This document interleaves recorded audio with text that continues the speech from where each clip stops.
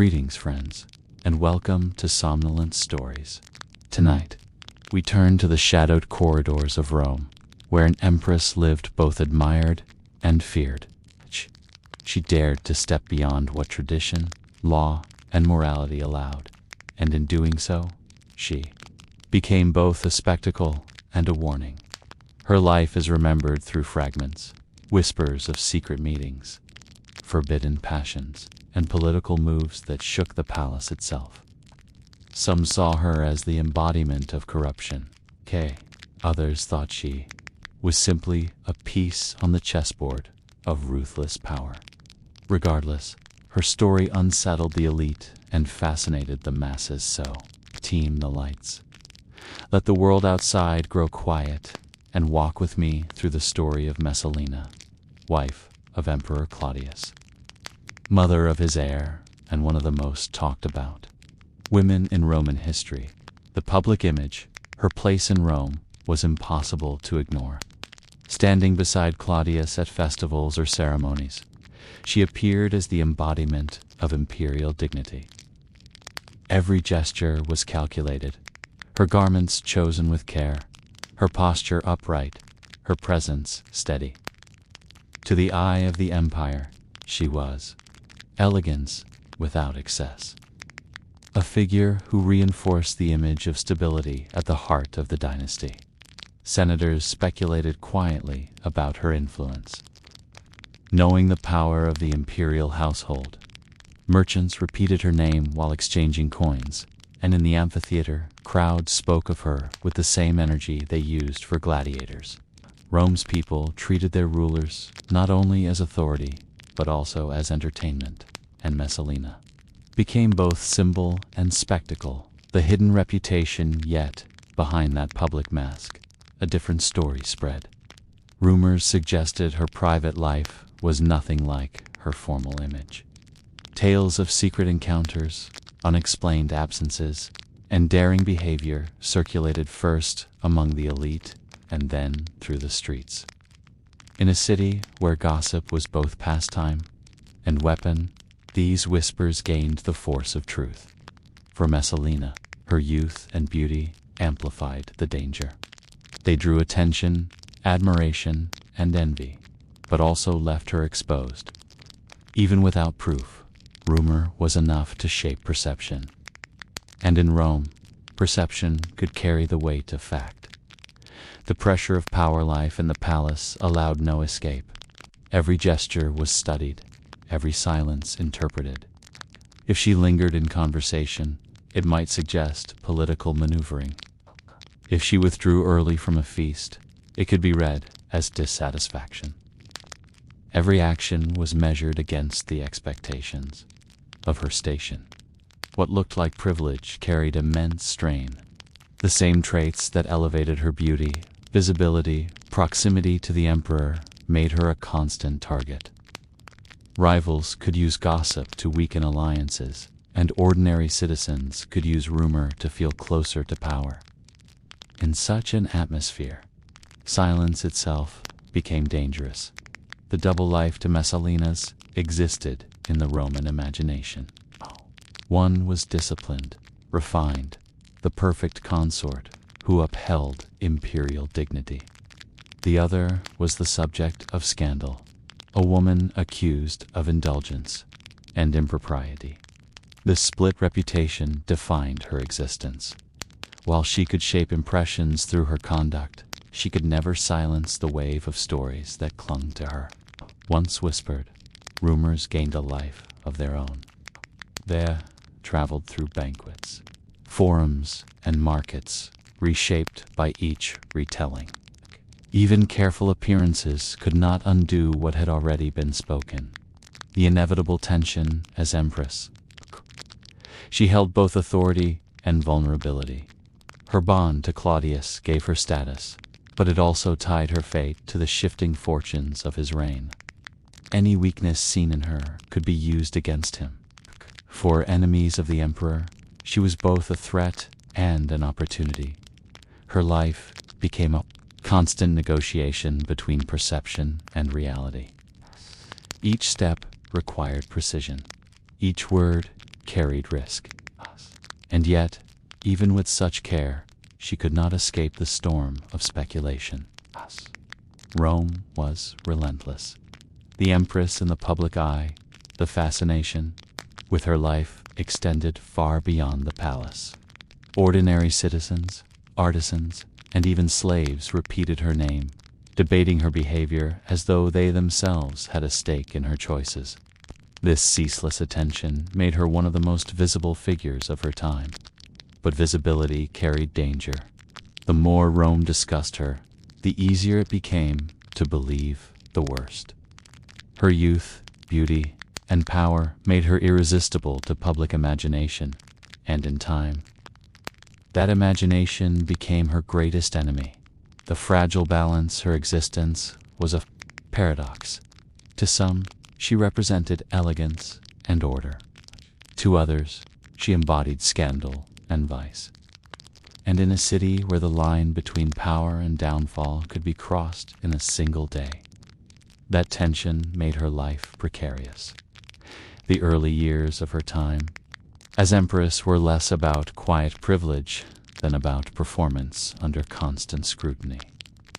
Every appearance was a stage, every rumor a trial, every silence a risk. To be Messalina was to live in the bright fire of attention, a fire that could illuminate or destroy. Though Messalina's reputation wavered between admiration and suspicion, the reality of her daily life was far more complex. She lived inside a palace where walls held secrets and where every servant's spur might reach the streets. She rose each morning knowing that her appearance would be studied, her words noted, her gestures remembered. Even the way she greeted Claudius before courtiers could be used as evidence of loyalty or dissatisfaction. The palace was both her sanctuary and her prison, filled with luxury yet heavy with expectation. In the grand halls, adorned with marble and gold, she moved with deliberate calm. Each step was measured, each smile intentional. To falter even once in public was to give her enemies an opening. To appear careless was to risk the dynasty's image. But in private, she could not fully control the narratives woven about her. Rome was a city where rumor was currency, and she was always in circulation. Merchants, entertainers, and senators alike repeated stories of her with both fascination and malice. The details mattered less than the impression they left. Some tales painted her as reckless in desire, others as dangerously ambitious. Many of these stories contradicted each other, yet together they created a fog of suspicion. In such an atmosphere, truth became irrelevant. What mattered was repetition, and Rome thrived on repetition. Her beauty was said to be undeniable, her presence magnetic. This alone made her a subject of constant talk. A woman so visible in a patriarchal world could not escape judgment. Every glance she received carried meaning. Every rumor multiplied her exposure. She understood the double-edged nature of her position. Her role gave her influence within the imperial household, but also bound her tightly to Claudius's fortunes. If he thrived, she thrived. If he faltered, she risked collapse. The emperor, often seen as scholarly and cautious, relied on appearances of stability. Messalina, as his consort, embodied that stability for Rome. But stability in Rome was always fragile. The empire itself was built on conquest, intrigue, and shifting alliances. As months turned into years, her image grew only more divided. To some, she was the noble mother of the imperial heir. To others, she was a dangerous distraction, capable of undoing the emperor's legitimacy. This split perception was not a side effect of her life, became the defining feature of her existence. Inside the palace gardens, she walked beneath carefully trimmed hedges and fountains, but even there, eyes watched her from every corner. The attendants noted who she spoke with. The guards noticed where she lingered. The servants remembered the tone of her voice. Privacy was an illusion. She may have smiled at musicians during feasts, a tease, but someone would later claim she favored one more than the others. She may have asked a guest about their province, but it could be twisted into evidence of secret correspondence. Such distortions were impossible to stop. They spread faster than official decrees. In this way, Messalina's life became less about truth than about performance. Her duty was not only to live as an empress, but to appear flawless while doing so. Even when her actions were innocent, they could be cast in shadow. Even when her motives were pure, they could be recast as dangerous. Rome had little patience for nuance. Its people wanted spectacle, not subtlety.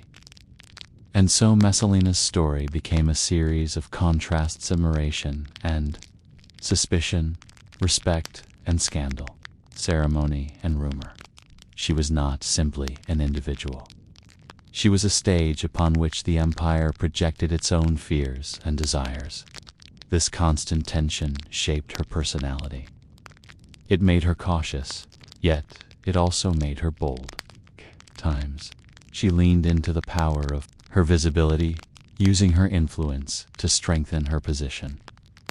At other times, she seemed weighed down by the very attention that elevated her.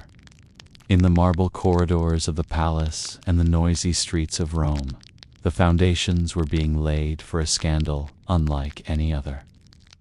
What began as a divided reputation, part dignity, part suspicion, was on its way to becoming something far more perilous.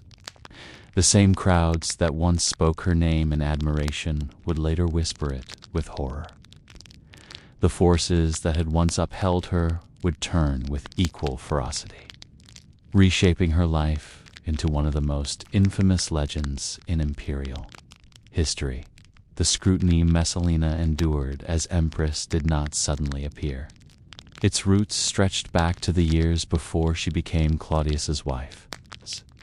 She had been born into one of Rome's most prestigious families, a network defined by wealth, its political leverage, and the kind of ties that reached deep into the Senate and the imperial household. Her relatives included senators, generals, and figures close to the seat of power. From birth, she lived inside the orbit of Rome's decision-makers. This meant she grew up immersed in the mechanics of authority long before she carried a formal role. Her family's rank ensured she was constantly surrounded by the unwritten rules of politics. Agreements were made not only in Senate debates, but also in the dining halls of the elite. She learned that a quiet conversation could outweigh a public declaration. Harmony, she observed, often mattered more as appearance than as reality. From an early age, she recognized that gestures could alter standing as much as words. It is almost striking to picture a child who understood that a smile, perfectly timed, could rival an orator's speech. Messalina's training reflected her lineage. Unlike her male relatives, she was not groomed for public office, but she was carefully prepared for her duties as the head of an elite household. She learned to manage servants, host gatherings with grace, and maneuver through social settings, where unspoken subtleties mattered more than open claims. These lessons stretched beyond the home. She attended private banquets and public ceremonies, watching marriages used as alliances and noting how a glance or phrase could shift the balance of power as she matured. Her role grew from passive observer to active participant. Her beauty, matched with her family's prominence, made her an attractive partner for ambitious men. Among Rome's upper classes, marriage rarely centered on affection. It was a tool to bind families, protect wealth, and create political leverage. Messalina understood that her future marriage would ripple through the networks of power far beyond her own desires. Her union with Claudius came while she was still young. At the time, he was respected as a member of the imperial family, but had not yet risen to rule. Their marriage placed her directly inside Rome's political arena. It was both a private vow and a public alliance, joining two powerful houses. To use modern comparison, it was like marrying into a head of state's household before his reign even began. Transitioning from her family's residence to the imperial household demanded swift adaptation. The scale of events was larger, the audiences sharper, and the stakes heavier. Every guest at her table was a potential rival or ally. Every time she appeared in public, her presence carried meaning for those who judged her. Luckily, her upbringing had honed her ability to navigate this environment with composure. Her youth, however, brought both strength and fragility. Some saw her as a source of freshness and vitality for the dynasty. Others viewed her as inexperienced, perhaps even reckless. The very qualities that earned admiration could also provoke mistrust. Rome allowed admiration and suspicion to coexist without contradiction, and Messalina lived at the crossroads of both marriage-expanded opportunities, not only for her, but also for her relatives. Through her favor, allies gained positions, invitations, or the ear of Claudius himself. Such benefits increased her value among friends, yet simultaneously fueled resentment in those excluded. In Rome, access was everything, and Messalina controlled more access than most in public. She played her part with precision garments, chosen for refinement rather than excess. Posture trained for dignity, presence maintained beside Claudius. At ceremonies, in private, she quietly built her own network. She met with figures of influence and ensured her support became something worth seeking. This dual life, ceremonial presence, and discreet power broker gave her security within the imperial family. But palaces were not built only for safety. They also contained rivals waiting for an opening. A single sign of weakness could become a weapon. A careless action could be reshaped into rumor. Messalina's careful upbringing had shown her this. Yet no education could erase the risks entirely. The years after her marriage were a time of consolidation. She learned the rhythms of the palace, gained confidence in balancing allies and enemies, and strengthened her footing. Her family name reinforced her, and her role beside Claudius gave her authority. Yet, in Rome, nothing remained stable forever. Strength shifted, security dissolved. These years laid the groundwork for her rise. Her network grew, her reputation expanded, and her ability to adapt sharpened. But at the same time, the city's attention cut deeper. People dissected her behavior with increasing intensity. Even minor details became signals. Seating order at dinner could suggest hidden allegiances. An absence from a festival could invite speculation. A nod to a guest might be read as favor or as dismissal. Every choice was scrutinized by the time Claudius's elevation to emperor approached. Messalina had already proven her ability to endure the relentless gaze of Rome. She had cultivated skill, composure, and resilience. Yet the unpredictability of Roman politics remained. The higher she rose, the sharper the knives around her became. When Claudius unexpectedly became emperor in 41 CE, her transformation was immediate. She moved from consort of an imperial prince to empress of the empire. The change altered not only her visibility, but also the gravity of her responsibilities. She was no longer merely part of the elite. She was a defining symbol of the reign itself. Her presence at ceremonies now carried the weight of Rome's future. Senators, generals, and foreign envoys studied her posture, her clothing, her expressions. Every detail contributed to the new image of Claudius's rule. Behind closed doors, she had more access to governance than most women of her time could ever dream. Claudius respected her counsel and often allowed her presence, where empresses were expected only to remain silent. It is remarkable, perhaps ironic, how Rome demanded its empress to be both ornament and advisor, figurehead and confidant. Claudius's trust gave her influence, but that same influence placed her beneath an even harsher light. Her influence deepened further through her role as the mother of the heir. In a world where succession defined stability, this position made her impossible to dismiss.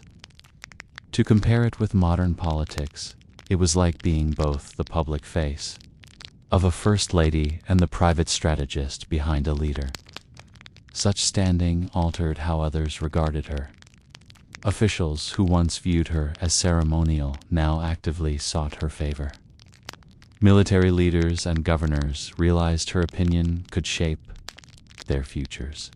Her approval became a prize, while her disapproval posed a serious obstacle. Messalina was aware of this and used her abilities to guide her expanding circle of allies. Her early lessons in discretion, composure, and reading hidden intentions became her weapons in the largest political arena of the empire. She arranged introductions, promoted candidates for important roles, and discouraged the advancement of rivals. These maneuvers were often invisible to the public. Yet, within the capital's political circles, their effects were unmistakable. It was during this time that her instinct for handling power became clearest to those who observed her. But such influence brought danger.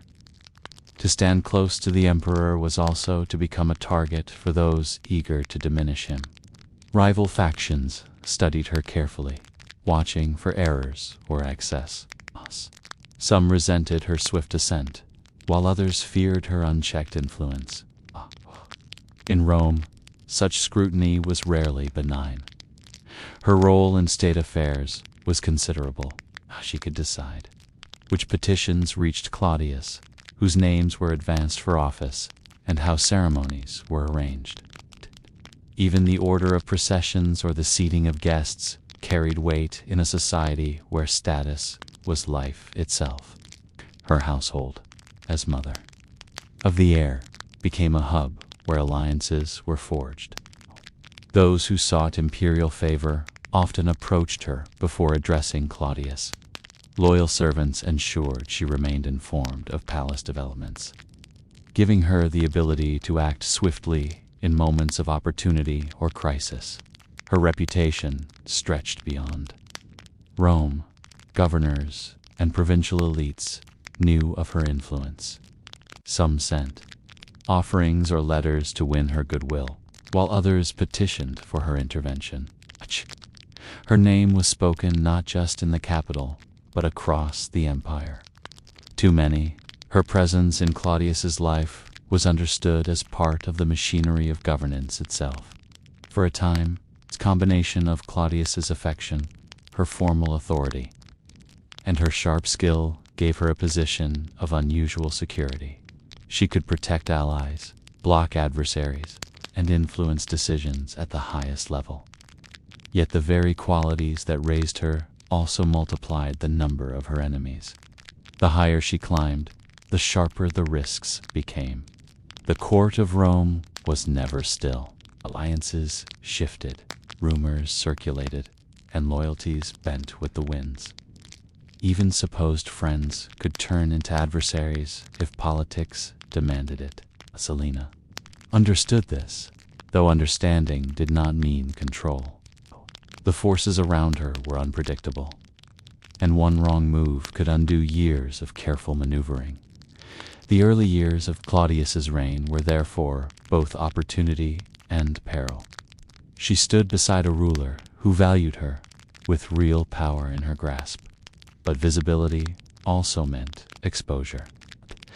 Those jealous of her position or wounded by her choices, had reason to wait for her misstep. Life as empress demanded a balance of confidence and caution. She could shape the empire's path, yet she had to guard against the ambitions of those within arm's reach. In Rome, fortunes changed quickly. A moment of triumph could collapse into disaster in the span of a single day. As months passed, she became familiar with the patterns of court life, though familiarity never meant safety. Every decision, every alliance, every act of favor carried the risk of collapse. Beneath the marble floors, the currents of rivalry were already moving toward the next chapter of her life. Her position as empress gave her access to more than processions and ceremonies. Behind the grandeur, there was another world of power, the hidden realm of alliances crafted in private rooms and rivalries sharpened beyond the Senate's walls. It was here that Messalina demonstrated the tools later remembered as the arsenal of an empress. These tools extended beyond persuasion or charm. They involved deliberately shaping connections across the ruling class with quiet strategy. One of her sharpest methods was arranging marriages. These unions linked households, created obligations, and limited potential opposition. A single wedding could bind to powerful families while ensuring their loyalty leaned toward her. Marriage in Rome was often a treaty in disguise, a family celebration masking political calculation. The vows exchanged might matter less for affection than for votes and loyalties. Messalina's role in these unions was seldom public. Matches appeared natural, yet her influence often lay behind the choices of partners and the timing of announcements. Such ties could weaken rivals, forcing them into alliances that restricted independence. By directing the web of elite relationships, she shaped politics without ever needing to speak on the Senate floor. Her influence did not end at weaving bonds. She also acted firmly against adversaries. Rivalry in Rome was inevitable, and Messalina rarely hesitated to cut down threats. Some were stripped of office and replaced with her loyalists. Others were exiled to govern faraway provinces, far from the center of authority. These quiet removals shifted the balance of power even when unannounced. In modern terms, it resembled reshaping a government cabinet without leaving fingerprints on the record. Her methods could be ruthless. The stability of her role required neutralizing danger before it could grow. Sometimes mere rumor was enough to destroy an enemy's reputation. At other times, accusations or charges were pushed forward with the aid of allies indebted to her. In Rome, reputation itself was a weapon, and Messalina wielded it with precision. Her reach was felt not only by rivals, but also by those within her circle. Many officials understood their fortunes were safer in her favor, and so loyalty deepened. Yet this loyalty was born of caution as much as admiration. People weighed their words around her, measured their alliances carefully, and recognized that she could be either a formidable ally or a relentless enemy. This mixture of fear and loyalty became one of her most effective instruments. Inside the palace, her authority also extended to the emperor's household. She decided who was admitted to Claudius and who was turned away. In shaping his access, she shaped his knowledge, by determining what he heard, when he heard it, and from whom she influenced not only perception, but the very direction of imperial policy. Her ability to manage access to Claudius was invaluable. Yet her authority was not confined to the palace itself. Officials who dealt with her recognized that her backing could advance their careers, or her disfavor could block their ambitions. As a result, many sought her approval by offering intelligence, pledging loyalty, or quietly supporting her strategies. This web of relationships extended outward, binding the court to the empire's wider administrative body. Through arranged marriages, the removal of opponents, and the careful cultivation of allies, she managed to operate effectively in both the social and political arenas. Rarely did she need to act in the open. The shifts she orchestrated often appeared as natural outcomes of political life. But those close enough to observe saw the deliberate planning behind the patterns. For a time, these tactics succeeded. She preserved her standing, reinforced her alliances, and kept rivals at bay. The court remained orderly, and the empire continued under Claudius's direction. Yet her consolidation of influence also made her presence more visible to those alert for signs of ambition that might overshadow the emperor. The very skills that had enabled her rise carried their own dangers. Every bond she created could unravel if loyalty shifted. Each rival she displaced could be replaced by another just as determined. In Rome's fragile balance of power, security was always temporary. Those at the summit could never truly rest. Messalina understood this, but knowledge alone could not erase the risks. She recognized that hesitation was as perilous as boldness. By remaining active in shaping alliances and silencing threats, she ensured her place at the center of court life. As long as Claudius valued her counsel and honored her role as mother of his heir, her position seemed firm, at least in appearance, on reality. The private contests of influence fought in the chambers of the palace or in its shaded gardens mattered as much as the public spectacles in the forum. She did not need to address the Senate directly to mold Rome's direction. Subtle, steady, and often unseen, her authority worked behind the scenes. But this was both her strength and her weakness. The palace was a hive of shifting allegiances and hidden ambitions. Her allies were numerous, but no network was unbreakable. In the restless tides of Roman politics, even the most carefully arranged position could be overturned. The question was never if opposition would emerge, but when. And as Messalina continued to weave her influence, the stage was quietly being set for the next shift in her fate. Her position made her both respected and feared.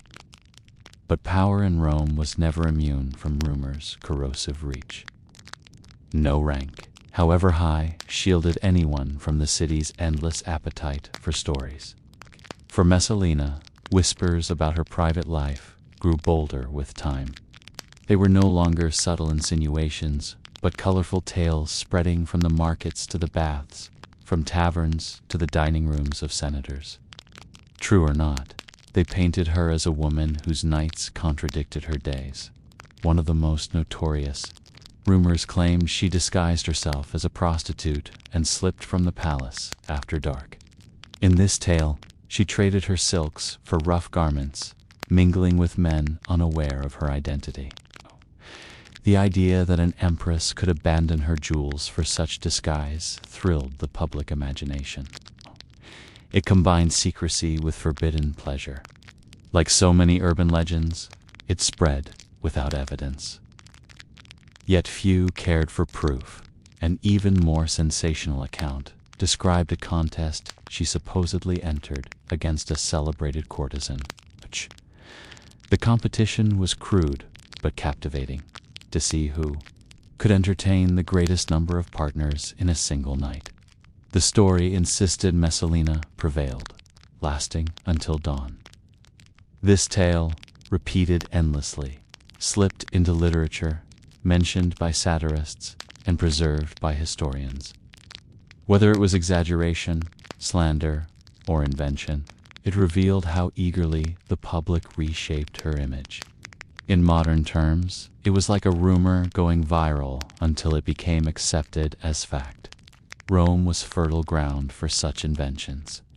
Its crowded streets and lively forums ensured stories traveled faster than decrees. A whisper in a bathhouse might echo across the city within hours. Once gossip attached itself to someone as visible as the Empress, it was almost impossible to erase. Messalina's prominence made her the perfect target for fables that mixed scandal with intrigue. These tales served different purposes. For ordinary Romans, they were entertainment, the closest thing to shared headlines in a world without printed news. For her rivals, they were weapons. Repeated often enough, they cast doubt on her judgment, painted her as morally corrupt, and suggested her sway over Claudius was dangerous. The persistence of such rumors reflected as much about the tellers as about their subject. Inside the palace, reactions were divided.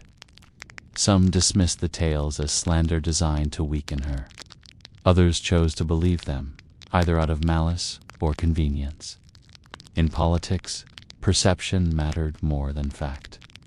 Even her loyal allies had to consider that public opinion could one day shift against her.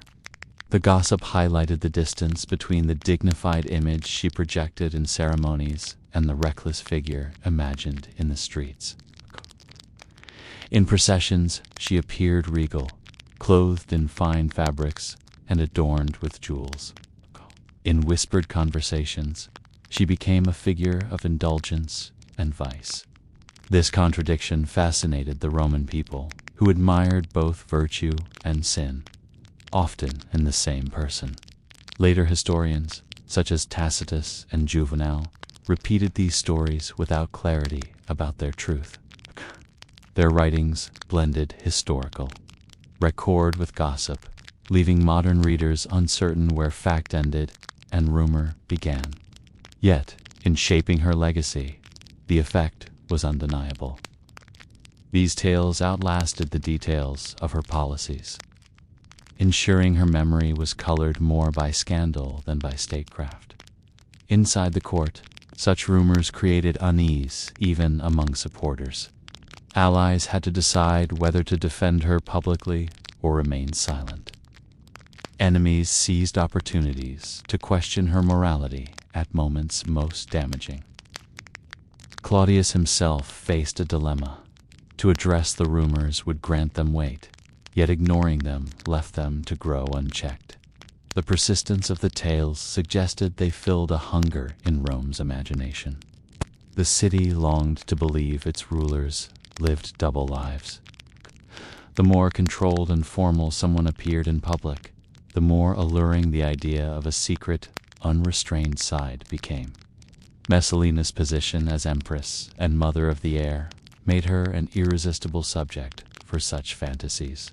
For her, the challenge was to continue her political work while surrounded by scandal. She could not confront the rumors without appearing defensive. Yet, she could not silence them either. They became part of the air she breathed, shaping her reputation, reshaping her legacy, and setting the stage for the peril that was to come. Private gatherings, once ordinary, began to carry the weight of something more intimate. Conversations between Messalina and Silius took on a personal tone that was noticed by attendants, who repeated their observations in casual remarks or whispers directed toward receptive ears. The image of the empress and the ambitious nobleman soon overshadowed other topics of gossip in the city. Their connection was no longer mere curiosity. It had become open speculation. To many, they were not acquaintances at all, but actors in a developing story of romance, intrigue, and looming danger. The risks for Messalina were immense. But attraction, whether born of personal desire, political calculation, or both, outweighed them. For Silius, the bond promised access to influence and proximity to power few men could hope to achieve. In the charged atmosphere of the imperial household, this combination was explosive. It required little spark for it to threaten the stability, not only of their positions, but of the entire dynasty itself. As their association deepened, The line between private passion and political ambition grew indistinct. The palace watched, the city whispered, and the seeds of a greater scandal began to sprout. At first, their link remained within the hidden spaces of the court. Early meetings were arranged discreetly, held in places where the eyes of attendants were fewer and the ears less likely to report. In a city as crowded and watchful as Rome, secrecy could never be perfect, but they tried to preserve the appearance of formality in public. At banquets or in gardens, they spoke in the measured tones expected of imperial figures. Yet in such a world, even minor gestures could not remain unnoticed. Servants observed comings and goings. Attendants tracked the timing of meetings. Guests remarked on the moments they lingered near one another. Gradually, these small details accumulated into something greater. A shared glance, a prolonged conversation, a presence at the same event, too often to be coincidence. Each became part of a growing narrative. In a court obsessed with appearances, the smallest gesture was treated as confession. Rumors began as they always did, in the salons and private dinners of the aristocracy. Senators' wives traded comments. Ambitious men passed along scraps of detail for advantage. The story spread outward into the city, carried into markets, taverns, and baths, where appetite for scandal was endless. Each retelling added new color, some based on genuine observation, others on imagination. For a time, Messalina and Silius continued to act as though discretion could shield them.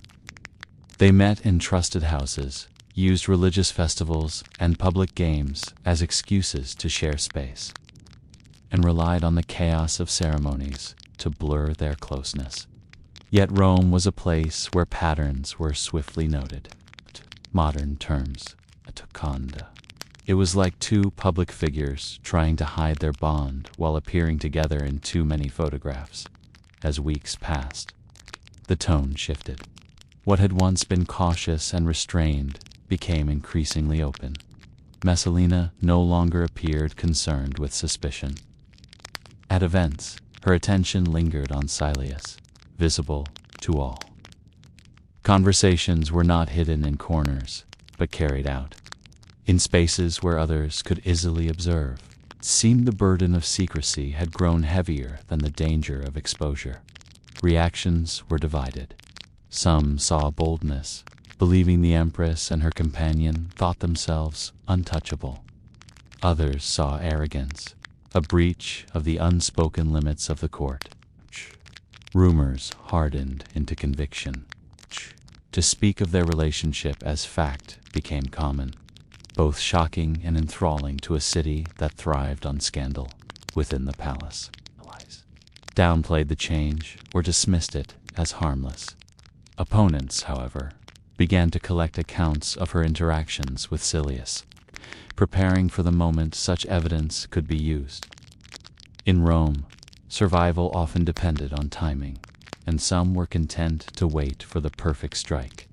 Silius showed no sign of unease. On the contrary, he appeared more frequently at imperial events, positioned himself near her in seating, and engaged her in conversation openly. His rising prominence, tied to her favor, only deepened the impression that their bond was both personal and political. In the minds of many, it no longer mattered whether this was love, ambition, or both.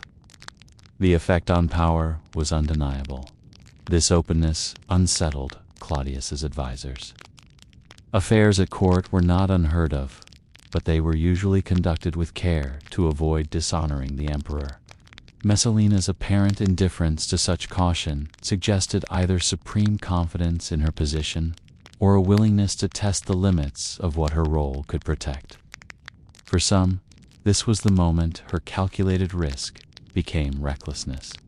Beyond, the palace's reactions were mixed. Some citizens saw her actions as an insult to Claudius and to imperial dignity. Others admired her audacity, even if they condemned her choices. In theaters, markets, and forums, her name was linked with Celius, as though they were a matched pair, by allowing whispers to become visible fact. She had transformed rumor into spectacle. The difference between speculation and public scandal proved thin. Both were built on perception, and perception had now shifted. What began in private rooms had spilled into spaces where the eyes of Rome could see. Allies grew uneasy. Enemies sharpened their plans. And the sense that a decisive confrontation was coming became impossible to ignore as the connection between Messalina and Celius entered. The open, the stakes grew. Some wondered whether his ambition reached beyond favor into the dangerous realm of succession itself. Others saw her behavior as proof of restlessness and dissatisfaction with her position. Either interpretation was threatening. The charged atmosphere of the Roman court, where perception carried the weight of truth. Their partnership became a danger not only to themselves, but to the fragile balance of imperial power. Her reputation has endured more vividly than the actual policies or choices she made while empress. The survival of these accounts shows the selective nature of history itself. Countless voices from her time have vanished, particularly those of women or allies who might have defended her. What remains is largely a record shaped by men. Men either disapproved of her or benefited from presenting her in a damning light. With alternative perspectives erased, their version of events persisted almost unchallenged. This forces us to question how much of what we think we know about Messalina is fact, and how much is simply the product of rivalry, prejudice, or invention. Often, the lack of direct evidence has not stopped historians from repeating tales, especially if those tales suited larger narratives or confirmed expectations. Repetition itself gave stories power, making them as influential as real events. In her case, the impact was lasting. Even if Messalina had succeeded in surviving the dangers of her lifetime, her image after death was beyond her control. A historian's pen could shape her future reputation more powerfully than any decree from the emperor himself. Once her portrait was fixed in literature, correcting it became nearly impossible. Later authors often built on these accounts rather than questioning them. Layer upon layer of exaggeration accumulated, leaving us with a figure larger than life, defined by scandal and appetite more than by the realities of her daily existence. In this way, the Messalina of history may be as much a creation of writers as of fact. Yet, whatever its accuracy, the image had weight. It shaped not only how she was remembered, but how later societies imagined women in positions of political influence. Messalina became shorthand for the corrupt and dangerous empress, one who could captivate and destroy simultaneously. This archetype appeared in drama, fiction, and art long after the details of her real life faded. Its persistence revealed how rumor, political conflict, and literary craft can outlast reality itself. Messalina's presence in history cannot be separated from the moral lessons and theatrical flourishes of the men who recorded her. Whether she was truly as described or a victim of deliberate defamation will never be known.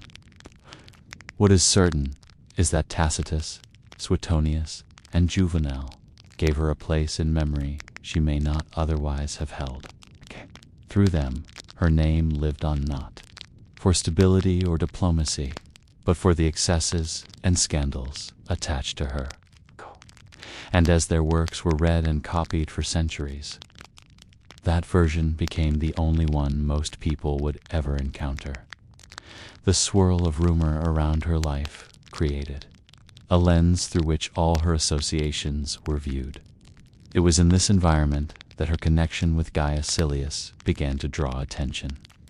Silius was everything that made a figure stand out in Rome: young, striking in appearance, well-educated, and ambitious. He embodied the type of man, equally at ease in politics and in society. His noble background gave him entry into elite circles, and his charisma ensured he was rarely overlooked. At first, his presence near the empress was unremarkable. As a guest at imperial banquets, Silius was just another member of Rome's upper class. He attended games, feasts, and private gatherings where generals, senators, and the imperial family mingled. In such settings, speaking with Messalina was neither unusual nor suspicious. Many men sought her attention, if only to gain a connection to Claudius. Silius seemed one more face among them. Over time, however, people noticed patterns. He appeared more frequently than chance would suggest, and when present, his exchanges with the empress drew attention. Observers began remarking on how often they were seen together. In a court where every gesture was studied, the idea that they could remain unnoticed was almost laughable. Half the room could be watching while they believed themselves discreet. Silius's appeal went beyond his looks. His training in rhetoric made him persuasive, while his ambition gave him an energy that attracted others. He was a man on the rise, fully aware of the opportunities created by the right alliances. To some, his closeness to Messalina seemed a clever move in the game of influence. To others, it looked like the beginnings of a dangerous entanglement. For Messalina, the attraction may have been both personal and political. His youth and vitality contrasted with Claudius's older and more cautious demeanor. His confidence and willingness to take risks may have resonated with her own sense of daring. At the same time, his rank and prospects made him a useful ally. Whether their bond began as desire or strategy, it evolved into something too visible to conceal. Rome's elite were quick to notice patterns. Servants, attendants, and guests carried stories out of the palace. What began as small observations, a glance, a shared conversation, grew with each retelling. In a culture where appearances carried as much force as truth, repeated sightings created conviction. It was like names appearing together in endless headlines. Building a narrative before proof was offered, speculation increased as their connection became harder to ignore. Some whispered that Silius's ambition extended beyond social access, hinting that he imagined himself aiming at the throne. Others believed Messalina's interests showed dissatisfaction in her role as empress. Proof was unnecessary.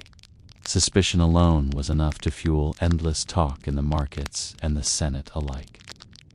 Inside the palace, responses were divided. Our allies dismissed the closeness as harmless, insisting it was no more than polite association. Our rivals, however, seized upon it. They linked Silius to the ongoing scandals surrounding her name, weaving rumor with observation until the story gained momentum. The more often they were seen together, the stronger the case appeared. Silius himself showed little concern. He continued to appear at imperial functions, his confidence suggesting either arrogance or deliberate testing of boundaries. His charm ensured he remained welcome in many circles, even among those who whispered behind his back. For a man of ambition, the rewards of association with Messalina outweighed the risks. Their closeness was more than private connection in Rome. Relationships were political tools. An alliance with the empress could open doors previously closed. Silius's rising prominence coincided with his ties to her, a link noted carefully by observers of status. In the fluid world of Roman politics, even the hint of such a bond could be destabilizing. This connection unsettled some of Claudius's advisors. They recognized that in politics, perception could become reality, and reality could alter the empire's stability. Whether or not boundaries had yet been crossed, the visibility of their association created unease as weeks turned to months. Their closeness only grew harder to ignore, and whispers sharpened into predictions of danger. Claudius's return was awaited as though it would determine the fate of all.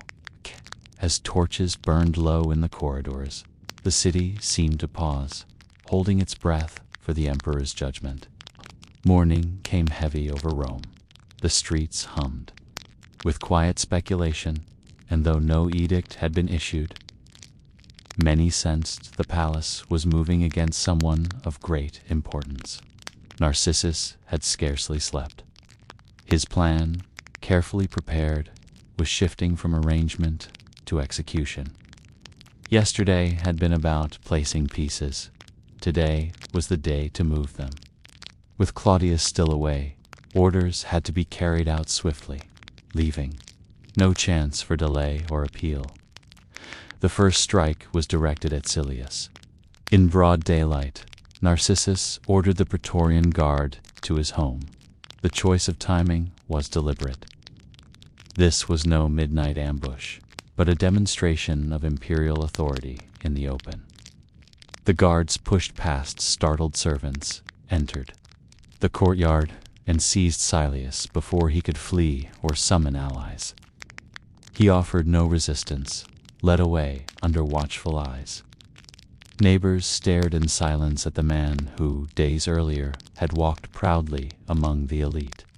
Prestige dissolves quickly when soldiers stand at your door. At the same time, another unit surrounded Messalina's residence. This was not to arrest her outright, but to cut her off from every channel of influence. Narcissus knew her greatest weapon was persuasion, face-to-face appeals, emotional pleas, or carefully chosen words. If she reached Claudius directly, she might yet alter the outcome. That possibility had to be denied. Guards blocked every entrance and exit. Messengers were turned away. Servants were ordered to remain indoors. The lively household, once filled with movement, fell eerily quiet under the heavy presence of soldiers. Messalina became a prisoner in her own home, isolated and silenced. The strategy was as psychological as it was physical. By striking simultaneously, Narcissus ensured neither Silius nor Messalina could coordinate defenses or reach allies. In modern terms, it was as though their communication, finances, and networks were shut down at once. Guards received strict instructions. Under no circumstances was Messalina to see Claudius. Narcissus had witnessed how a tearful appeal or reminder of loyalty could shift an emperor's decision. By eliminating that chance, he ensured the story would be fixed before Claudius arrived. Rome's citizens watched with fascination and unease. Rumors ran faster than truth. Some whispered Messalina was already arrested.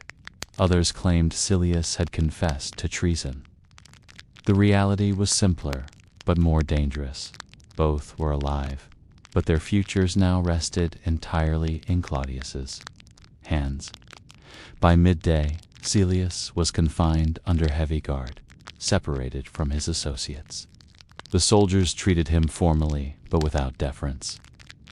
A reminder that prestige meant nothing without the emperor's trust. Messalina, meanwhile, paced within her home, the sound of boots outside reminding her that escape was impossible. Servants avoided her gaze, aware that even a sign of sympathy could endanger them. Narcissus received constant updates. Everything moved as planned. The Senate remained quiet, the guards loyal, and the city calm. In moments like these, silence was often more useful than action. No protest, no uproar, only watchful waiting. And in that waiting, Narcissus found his advantage. There is a cold efficiency in such operations, unsettling to witness. Every move calculated, every step timed, producing maximum control with minimal bloodshed. From afar, it seemed bloodless. But those inside knew the weight of it. Lives could collapse in an instant. Reputations could vanish overnight. In Rome, that was enough to erase a person entirely. This was the moment even skeptics realized. Messalina's fall was no rumor, but inevitability. As the sun dropped, the day's work was nearly done. Silius was secured, Messalina contained, the city uneasy but still. The only motion left was the emperor's return. When Claudius arrived, he would be presented with a situation already shaped, leaving little space for doubt. The torches outside Messalina's home flickered, their shadows stretching across barred gates. Inside, she waited, uncertain if the next knock would come from her husband or from executioners. Outside, guards shifted in silence. Somewhere in the city, Narcissus allowed himself satisfaction. For the moment, control was his. The following morning, Silius was taken from his cell under heavy escort. No trial, no defense. The decision was already final. In Rome, when outcomes moved this quickly, it meant the machinery of power had already closed. Narcissus knew keeping Silius alive, even briefly, would invite intervention or appeals. Speed was the point. The execution site was chosen far from public squares, in a controlled space witnessed only by soldiers and officials. There was no crowd, no spectacle. Only the muted sound of armor and low voices led forward in silence. Silius showed a mixture of defiance and resignation. He knew the end. In Rome, how a man died often carried as much meaning as his life. Execution was plain, without show, meant to be efficient rather than dramatic. Within moments, it was finished. His body was removed swiftly, meant to be kept discreet. Yet discretion in Rome was fragile. By midday, word had already spread through servants and guards. The city reacted with shock.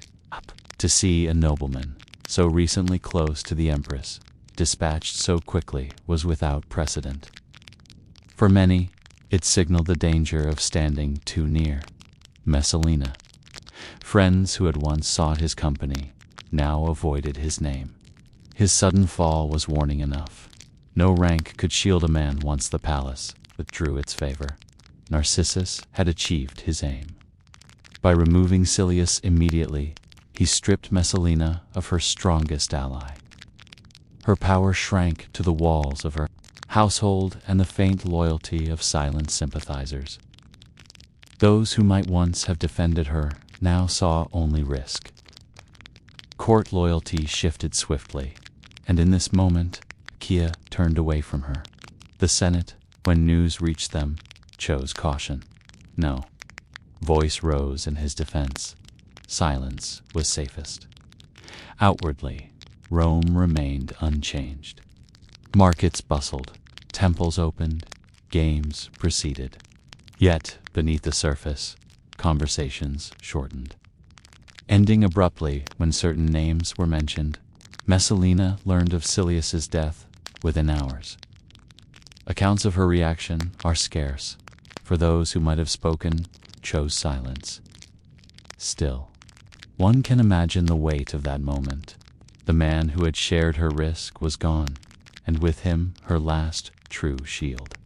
His death meant her own fate would soon be decided. For Narcissus, Silius's removal was only a step. The true aim was to ensure Claudius returned to a Rome where the narrative was already settled. By the time the emperor arrived, the question of Silius's guilt would not matter. He would be presented with the fact of his death. Among the common people, Reactions were mixed. Some called it justice, believing the tales of treachery. Others saw it as ruthless politics, where truth mattered less than survival. A few even pitied Silius, noting that he had risen too far, too fast, in view of those who could cut him down. In Rome, appearances mattered more than facts. And the message now was clear. Imperial power could reach anyone, anywhere, without warning. By nightfall, Rome had absorbed the shock. The streets were hushed, voices lowered, names spoken with caution. The palace stood silent, but inside, the balance of power had shifted. Messalina was alone, her options vanishing one by one. The silence outside her door weighed heavily, broken only by the footsteps of guards. Waiting itself became punishment. Her destiny now hung not on her skill, but on the judgment of the emperor, whose return would determine whether she lived or died. Messalina's fate would follow the same swift path as her lover's. After the death of Silius, the attention of Narcissus and the guards turned fully to Messalina. Her residence in the city remained surrounded, but the order was given to remove her from the heart of Rome. The journey to the villa gardens on the outskirts was made in silence. The streets along the route were mostly empty, though a few onlookers caught sight of the procession and quickly understood the meaning. There was no triumphal display, only the quiet movement of armed men, escorting a woman whose position had shifted from power to peril in a matter of days. The villa chosen for her confinement was not a prison in the traditional sense, but its isolation served the same purpose, surrounded by high walls and accessible only through guarded gates. It was a place where a person could be kept without the noise of the city intruding. Messalina was placed in a small wing of the estate, with only a few attendants allowed to remain. These attendants were not her trusted servants, but those assigned by Narcissus, chosen for their loyalty to the emperor's interests. Once there, she was informed of the choice placed before her. In Rome, certain disgraced nobles were given the opportunity to end their own lives rather than face public execution. This was considered a final act to preserve what little honor remained and to spare one's family from further disgrace. Messalina was told she could take this path, but the decision would have to be made quickly.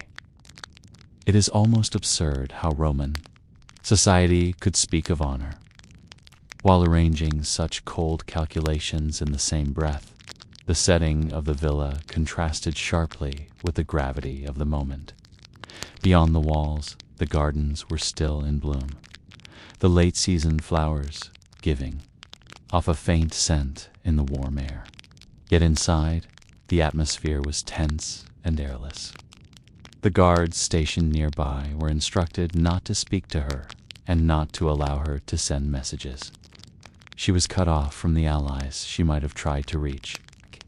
Even the corridors seemed longer, emptier, as though designed to emphasize her isolation. For hours, she remained in her quarters, pacing slowly, then sitting in stillness, then rising again. The attendants left her food and water, but little was touched. Fear has a way of dulling hunger. She knew that taking her own life would mean some control over what happened next, but she could not bring herself to act, whether from a hope that Claudius might yet show mercy or from the simple human instinct to cling to life. She hesitated. In the political culture of Rome, hesitation could be fatal. Those who acted swiftly, even in their destruction, sometimes shaped the story told about them afterward. Those who delayed often had the ending chosen for them. In modern terms, it was like being given the option to resign before being fired, with the knowledge that if you did not move fast, someone else would make the decision for you. The hours passed into the late afternoon. Outside her chamber, the shadows of the guards stretched long across the garden paths. Their stillness was a reminder that time was running out. From the city, messengers traveled back and forth, carrying updates to Narcissus and the other officials, handling the matter. Every message brought the moment of decision closer. Inside, the weight of the situation seemed to press down on her. The walls of the villa, though not physically close, felt as though they had narrowed.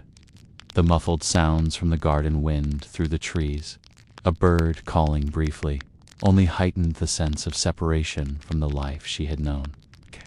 She was no longer the woman who commanded attention at feasts or who orchestrated alliances among Rome's most powerful families.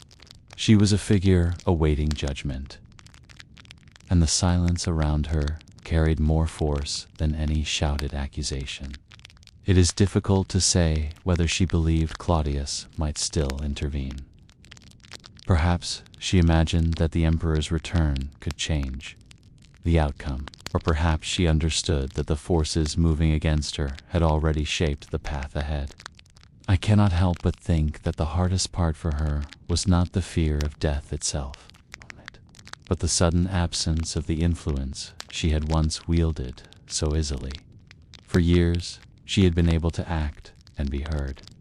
Now, her voice carried nowhere beyond the walls of the villa. The guards, trained to remain detached, kept their distance. They were not there to comfort her or to offer advice. Their task was to watch and to act when ordered. As the light began to fade, a subtle shift occurred in their movements. The message had come from the city that the decision could no longer be delayed. Messalina's chance to act for herself was ending. What followed would depend entirely on whether she found the resolve to take the path offered, or whether she would face whatever form of justice the palace had prepared. The garden walls stood silent against the dimming sky, their shadows stretching across the ground like a quiet boundary between two worlds. Beyond them, Rome continued with its evening routines, largely unaware that one of its most notorious figures was facing the final hours of her life in seclusion. The orders arrived at the villa just as the last traces of daylight began to fade. The men who carried them were chosen for their reliability and their ability to follow commands without hesitation. They did not announce their purpose. Instead, they moved with a quiet efficiency that comes from routine, even when the task ahead was anything but ordinary. The air in the garden was still, as though waiting for something to break it. Inside, Messalina had not moved far from where she had been sitting for hours. The choice she had been given earlier no longer existed. The time for her to act had passed. Now, the decision rested entirely with others, and they had chosen. She must have known the meaning of the footsteps approaching, but there was no sign of struggle or flight. Her body may have remained still, but there was a tension in her posture, a stiffness that revealed awareness of the inevitable. The guards entered the room without ceremony. There were no formal charges read, no audience to witness what was about to happen. It was an ending stripped of spectacle, perhaps intentionally so. Rome had seen public executions before, but this was to be done away from the city in a manner that avoided the roar of a crowd. It is strange how the same society that staged grand games for death preferred certain endings to be hidden from public view. The details of what followed were recorded differently by various sources, but the core fact remains consistent. She did not take her own life. The soldiers carried out the sentence swiftly. Whether it was from fear, disbelief, or resignation, she did not resist. The act was done with only the guards present, their faces set in the impassive expressions of men carrying out a task they neither delayed nor questioned. Outside the garden was quiet, except for the faint sound of leaves shifting in the evening breeze. In the hours after her death, the villa returned to its usual stillness. The attendants assigned to her were dismissed. The guards who had been stationed at the gates began to withdraw. What had been a place of confinement was now simply another estate on the outskirts of Rome. There were no banners, no proclamations, just the quiet closing of a chapter that had once dominated the whispers of the city. Her body was removed discreetly. Where it was taken and how it was handled were left to the discretion of those in charge. And records of it are either incomplete or intentionally absent. In Rome, the dead could be remembered through monuments, or erased through silence. In this case, the silence was more useful to those who wished to move on without inviting questions. In modern terms, it resembled the quiet removal of a controversial figure from the headlines, though the absence of coverage would erase the memory itself. For Claudius, the decision had been shaped as much by political necessity as by personal. Betrayal, allowing Messalina to live, even in exile, would have left open the possibility of her return to influence. Her alliances, her past actions, and her willingness to act boldly against convention had made her too great a risk to those in the inner circle. Her removal was not simply about punishment, but about stability. The empire could not afford the shadow of her presence. The news reached Rome gradually, whispered among the households of the elite before spreading to the markets and public baths. There was shock, but also a sense of inevitability. Many had seen her rise and her excesses, and to them such a fall seemed almost destined. Still, some remembered her for her skill in navigating the politics of the palace, for the charm she could wield when it served her, and for the way she commanded attention, even in hostile rooms. I find it striking that someone who once held so many threads of power could see them all snap in such a short time.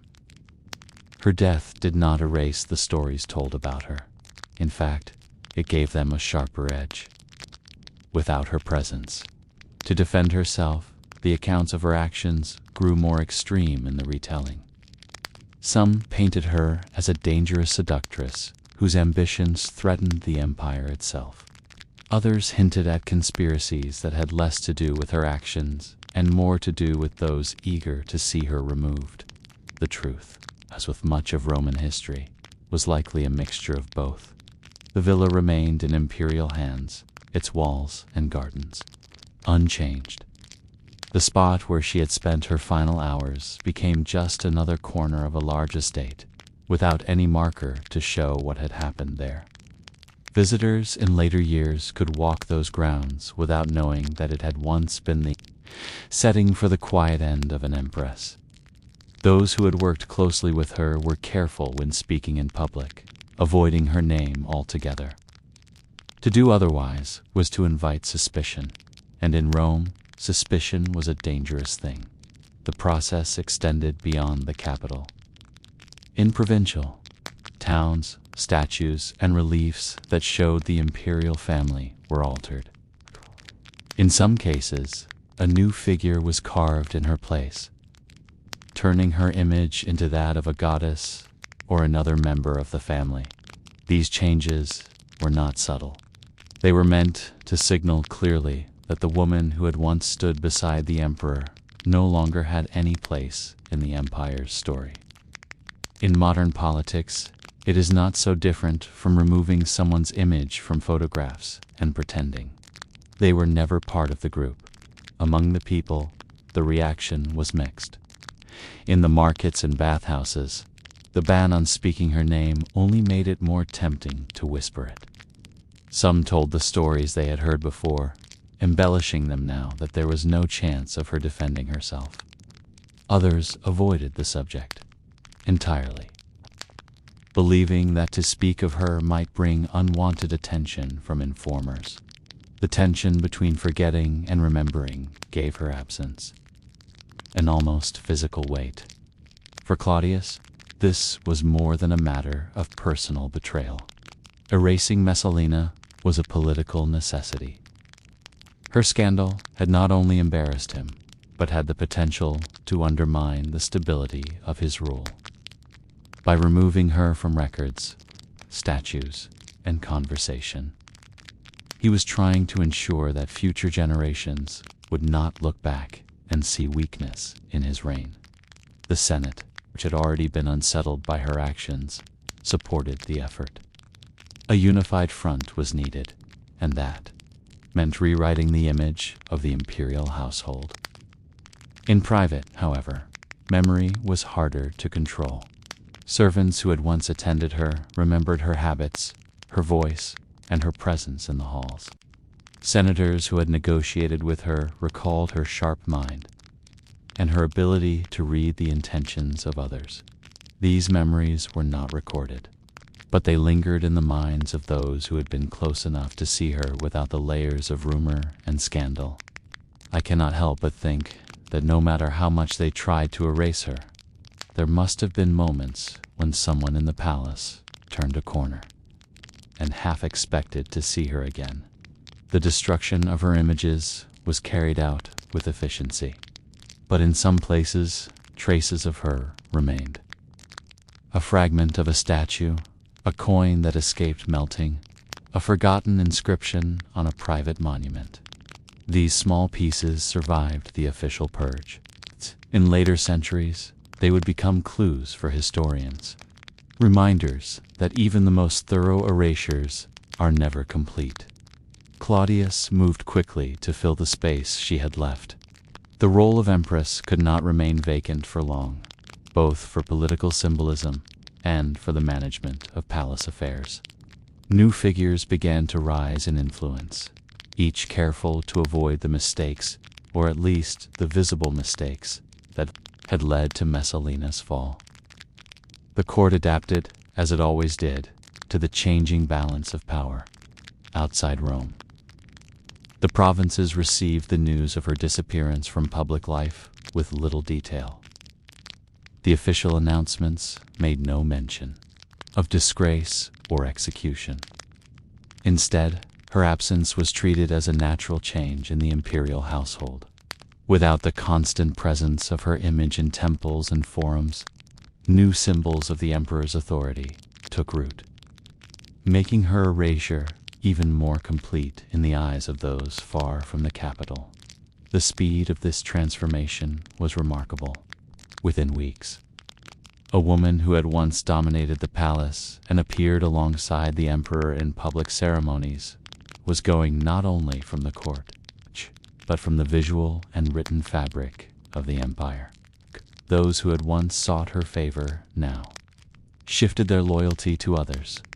Her influence, which had seemed so unshakable, was revealed to be fragile once the foundations beneath it were removed. In the end, the effort to erase her from history was both a success and a failure. Officially, she was gone. Her memory condemned. Her place in the imperial family denied. Yet the very act of trying to erase her ensured that her story would continue to be told, if only in whispers. The contradiction of damnatio memoria was that it often preserved what it sought to destroy, transforming the person into a figure of forbidden curiosity rather than true oblivion. By the time the final traces of her image were removed from public view, Rome had already moved on to new concerns: political tensions, military campaigns, and the constant maneuvering of those who sought power. But in the quieter corners of the city, in the private conversations of those who remembered, Messalina's name still lingered, unspoken in public, but alive in memory. And while the empire might have believed it had silenced her completely, the truth was that her presence would return in ways they could not yet imagine. The removal of Messalina from the public record did not end the matter for Claudius. Outwardly, the emperor appeared composed, attended Senate sessions, received ambassadors, and presided over official ceremonies with the same measured formality as before. To the people, it was as if the empress had simply ceased to exist, and Claudius had chosen to carry on without acknowledging her. The silence was deliberate. By refusing to speak of her, he denied her any further presence in the political life of Rome. Behind closed doors, however, the atmosphere in the imperial household had changed. Tacitus moved through the palace with a new caution, as though the walls themselves might conceal betrayal. Servants who had once enjoyed his trust now found themselves kept at a distance. Invitations to dine with him were fewer, and those admitted to his private chambers were carefully chosen. It is strange how quickly the familiar faces of one's household can become potential threats. Once trust is broken, his dealings with women in the court grew notably more guarded. The influence that Messalina had once wielded over appointments, marriages, cays, and alliances was now curtailed for all women, regardless of their rank. Even those with long records of loyalty to the emperor found their access limited.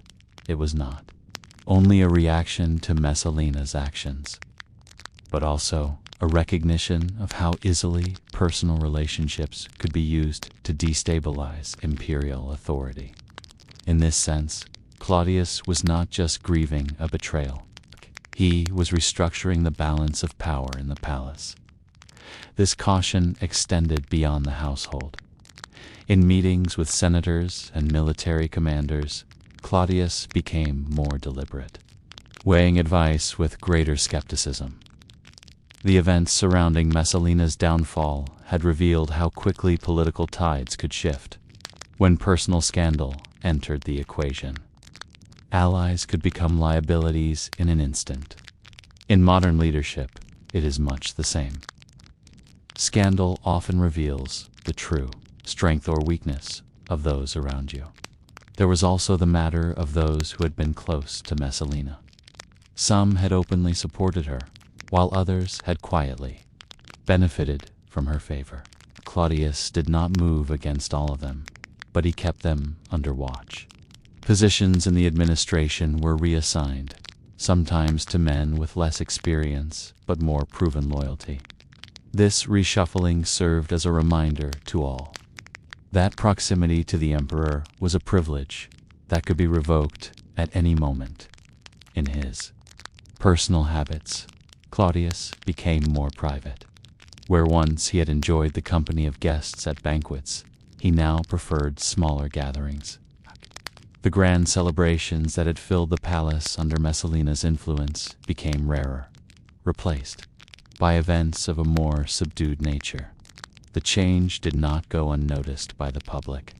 Rome's elite, accustomed to the opulence of the imperial court, began to see a new tone, one that was less indulgent and more restrained. The emperor's family also felt the shift.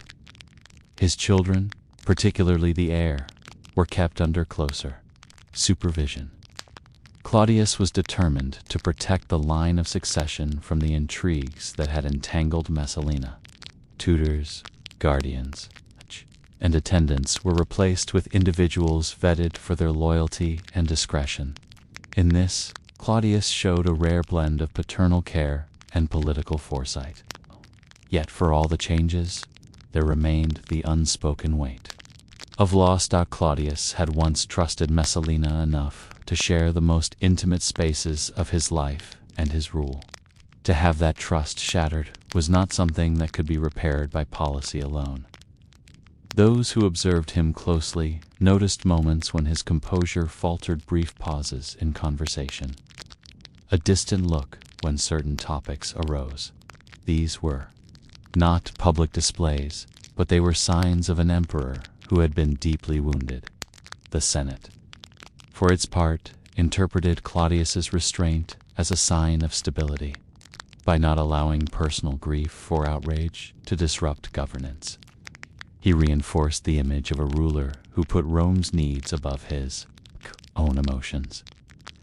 But in the subtle calculations of court politics, everyone understood that the emperor's patience had limits. Those who had survived Messalina's fall knew better than to test them. The episode also influenced Claudius's future choices in marriage. Advisors would later remark on his increased selectiveness, the scrutiny placed upon potential partners, and the insistence on understanding their political connections in detail. It was not merely about personal compatibility. It was about ensuring that the next empress would not wield power in ways that could threaten the emperor's authority. The audience came to expect Messalina to appear not only as a figure of fascination, but also as a living warning, a paradox of allure and destruction bound in the same form.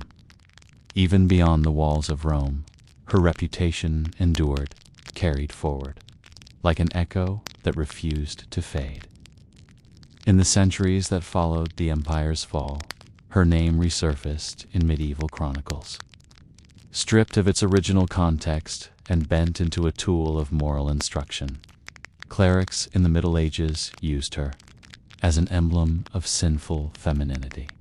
They placed her alongside Eve, Delilah, and figures from classical mythology, portraying her as evidence of the dangers of lust and vanity. By then, the facts of her life had ceased to matter. What mattered was the lesson her name carried, that unchecked desire led to ruin. Her existence became less history and more parable when the Renaissance revived interest in classical antiquity. Messalina emerged again, this time on canvases, stages, and in political commentary.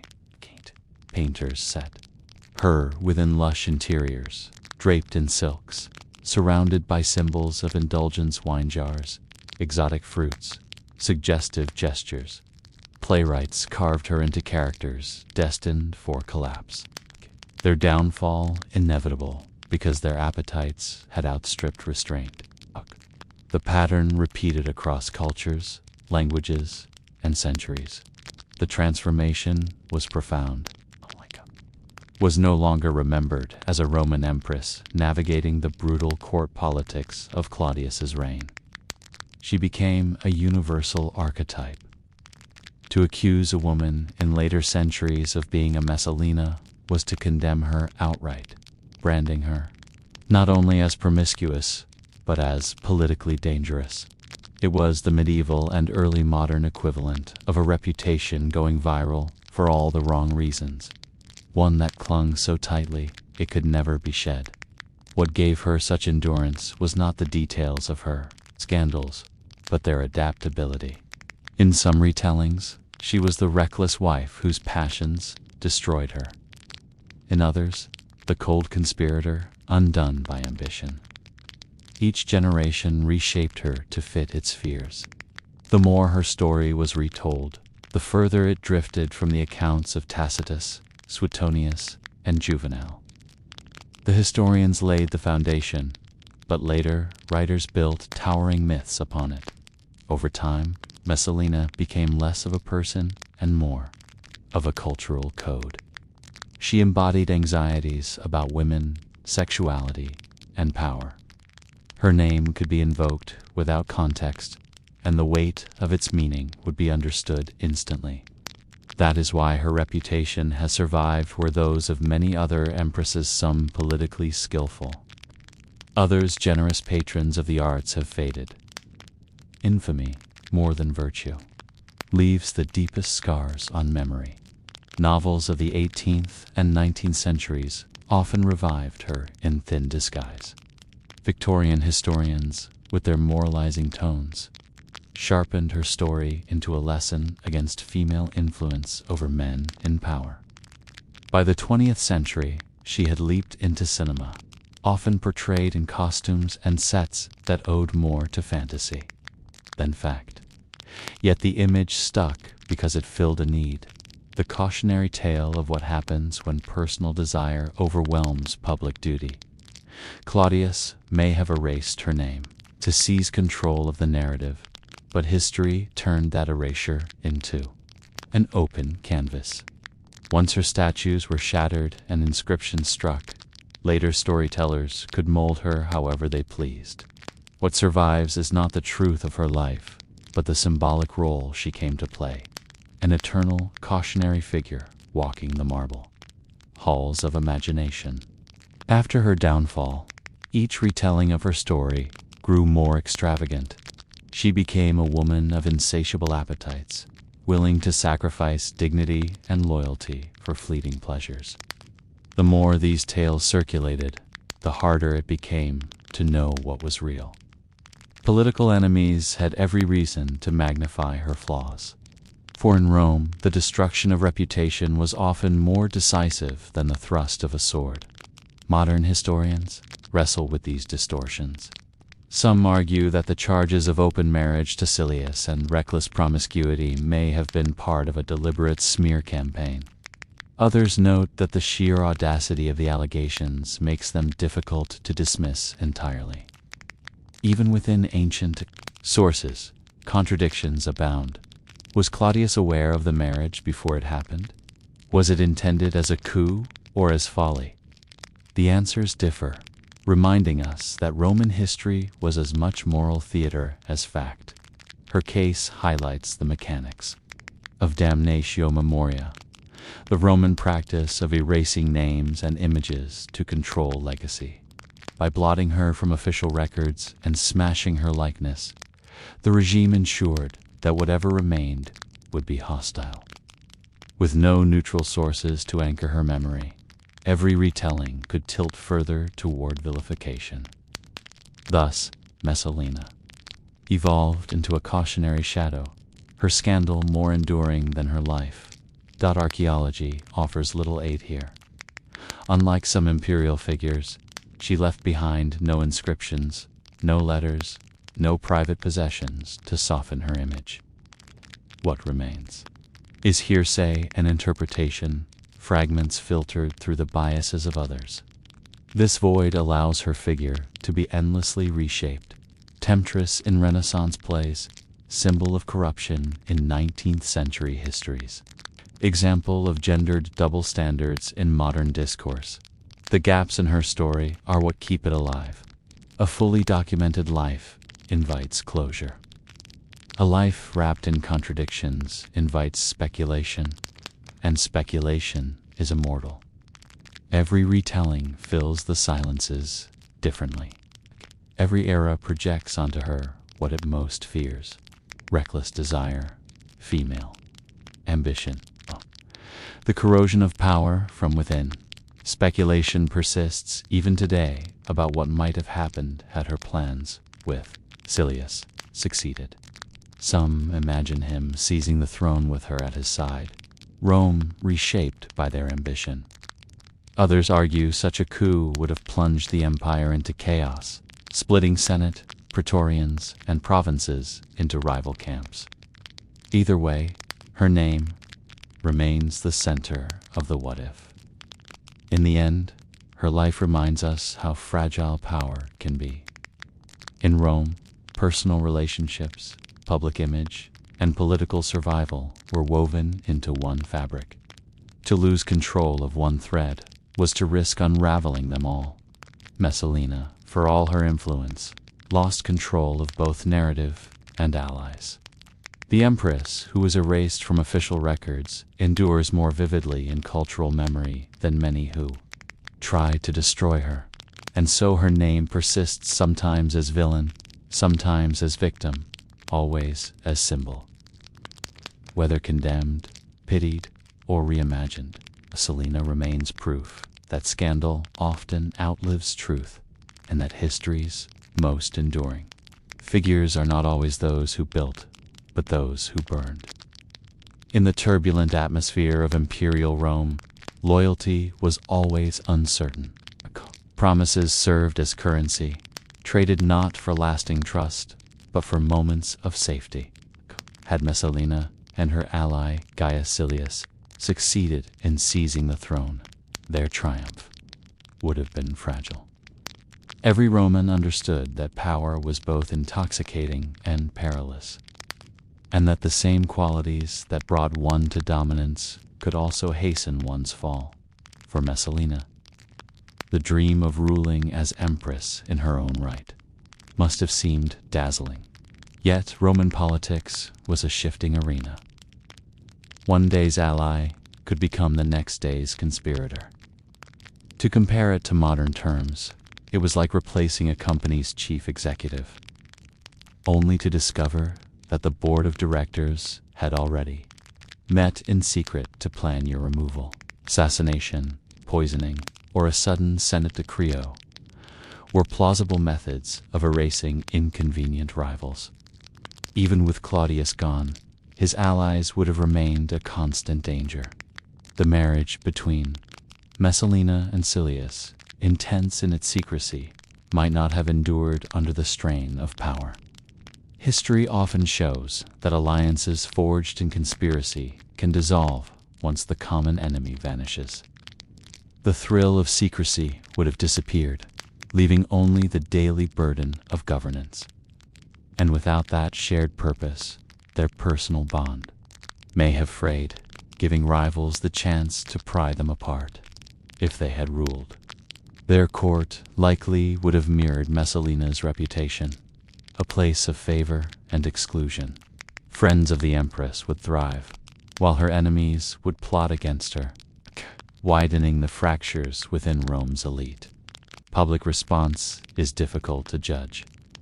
Perhaps a glamorous new imperial couple would have inspired enthusiasm through festivals and games. Yet the shadow of Claudius's removal would linger, reminding Romans that any throne could be overturned. Neighboring kingdoms and restless provinces would have noticed the instability, testing Rome's resolve at its borders. A coup might have brought not stability, but endless conflict, draining resources and patience alike. The irony is sharp, the same boldness that could have placed Messalina at the pinnacle of Roman power would also have left her exposed to constant danger. Every gesture, every alliance, every display of generosity could have been interpreted as weakness or betrayal. Many historians see the plot, if it truly existed, as an unrealistic gamble. Rome was too vast, too complex, to be governed by passion alone. For a woman whose story began in scandal, survival on the throne might have proved impossible. Still, the speculation lingers. We wonder what Rome might have become under her rule. Would she be remembered today as the most powerful woman in the empire's history? Or would her reign have collapsed swiftly, leaving only another cautionary tale? The questions cannot be answered, but they continue to draw the imagination. What did happen is well recorded. The conspiracy collapsed. The palace was purged of her allies, and the empress herself was destroyed with sudden brutality. Even after her death, her name refused to vanish. Whispers carried her story through markets and baths, through the corridors of power and the private conversations of ordinary citizens. Rome claimed to be shocked, but in truth, the city had always thrived on scandal. The Senate declared that justice had been served. Yet the haste of her downfall betrayed another truth, that those in authority feared what she might yet accomplish. Rome liked to present itself as deliberate, cautious, methodical. Messalina's destruction was none of these things. It was abrupt, as if her enemies believed that even a few more hours of freedom might give her the chance to reverse their fortunes. Afterward, her story was no longer hers to control. Writers, satirists, and moralists seized upon her life. To them, she became not a woman of flesh and blood, but a symbol. Playwrights cast her as the dangerous temptress. Satirists mocked her as a warning of unrestrained desire. Generations repeated the tale, each time sharpening the lesson they wished to teach. Once an empress, she became an archetype, her complexity flattened into a single image. The accounts we inherit come mainly from men who stood in service to her enemies. Tacitus, Suetonius, Juvenal described her with colorful disdain, rarely pausing to question whether the rumors were exaggerated. Perhaps the most scandalous details were inventions, crafted to remind the public of the fragility of power and the dangers of unchecked female influence. Such portrayals ensured her survival in memory, though not in the form she might have wished. In truth, Rome's court was a crucible where survival required endless vigilance. Many men engaged in the same political maneuvering attributed to Messalina, yet they were celebrated as cunning statesmen. She was judged by another standard, her actions condemned as unnatural because she was a woman. It is tempting to imagine how her skills might have been praised in another age, where ambition and intelligence were not seen as dangerous in female hands. The stories of her nightly escapades, the disguises and scandals, may reveal more about Rome's appetite for gossip than about Messalina herself. Ordinary Romans relished tales of excess among the elite. Such stories created both amusement and moral distance. Citizens could shake their heads at the corruption of the palace while forgetting their own struggles. For Claudius, her fall carried consequences beyond grief. He became more careful in the selection of advisors and more wary of private influence within the palace. Some suggest that his later marriages were shaped by the memory of Messalina's determination to avoid another partner, whose ambition could rival his own. Her legacy did not end with her death. Through centuries, her name traveled across literature. Medieval writers invoked her as a warning against lust. Renaissance dramatists placed her on the stage as the archetype of betrayal.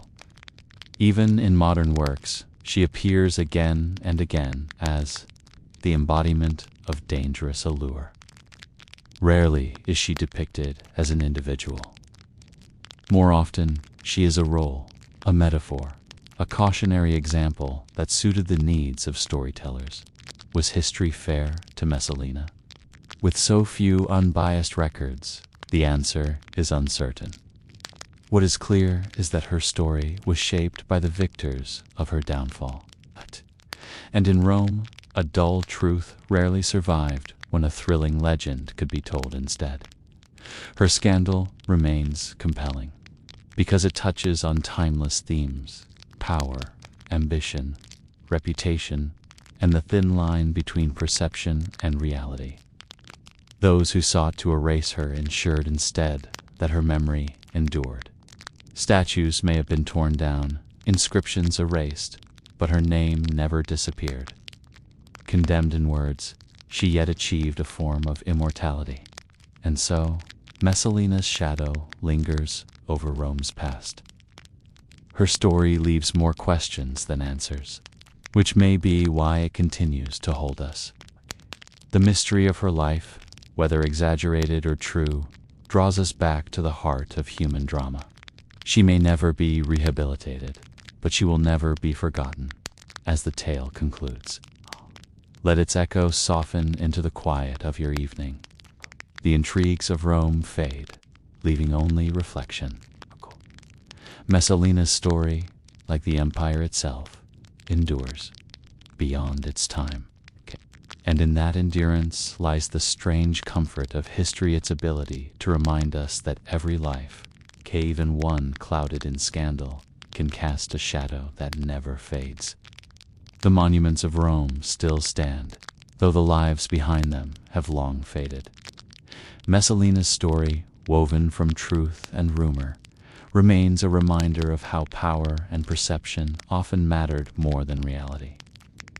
In the end, she was not simply an empress. She became a symbol, one that history could not forget.